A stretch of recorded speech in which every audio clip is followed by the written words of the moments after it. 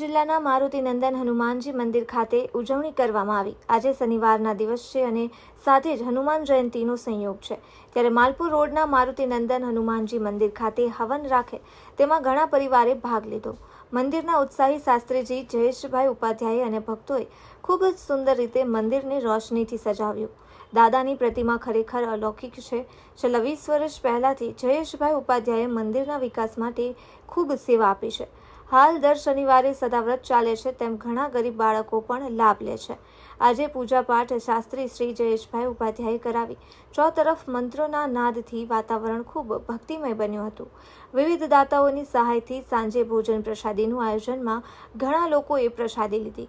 રાત્રિના સમયે શ્રી રામ સુંદરકાંડ પરિવારના હરેશભાઈ ગોર દ્વારા સુંદરકાંડ પાઠ કરવામાં આવ્યો હતો।